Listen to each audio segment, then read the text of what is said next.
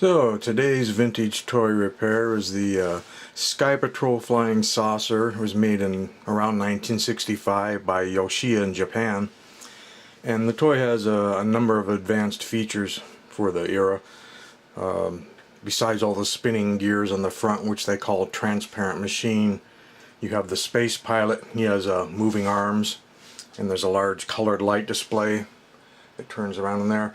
But more notably is there's a siren effect, and rather than it just being on all the time, that little lever right there would allow you to turn the siren effect on or off. And the main battery switch is back there. Requires 2 D cells to operate. And let's go to, well, before we go to the big room and put it on the floor, I'll show you what's inside. So inside, this is the siren screamer, if you will, and the lever comes up from the bottom and just lifts the screamer off that little gear. So that's what kills the siren.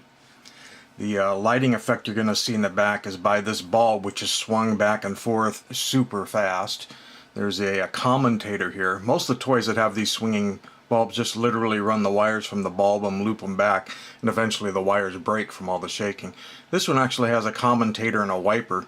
Frame ground for one side of the bulb and the other side of the bulb through the commentator wiper. That way there's no wires to break there, so that's kind of an advanced way of doing it too. The on-off switch, which doesn't show in this picture, is right back here.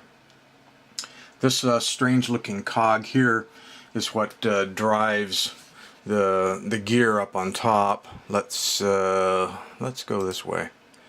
Nope, that's not the way I wanted to go. Let's go, there we go, let's go this way. That's the top of the unit. And this is the one gear that drives the visible, invisible, whatever you want to call it, machine on top. This is the little gear that interfaces with that cog that I just showed you. In this particular case, the repair for this meant I need to do a 3D print one of these because that gear was missing. This bar and square notched levers, what goes up to the astronaut's arms and gets rocked back and forth. Basically, this mechanism here, this large gear here is connected to the bump and go drive. So whenever the whole drive spins around, that spins this cam and this pin, which moves this lever, and then this square drive which went up to the astronauts, what makes the astronauts' arms shake back and forth. So I guess that's it for the pictures that have to do with the saucer. Let's go power this bad boy up. We'll start, I think, with siren off mode. And if we like that, we can always turn it on. You see all the gears spin so fast you can't see them. The guy's arms are moving back and forth because the bump and go drive is turning around.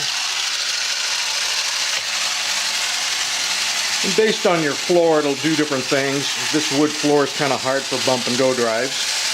But this is pretty typical, actually. It'll just change its patterns and what it does. Then the siren is over here.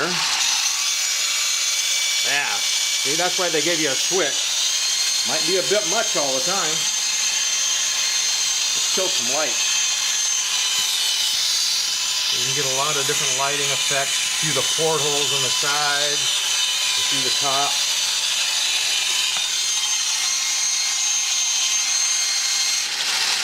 There you go.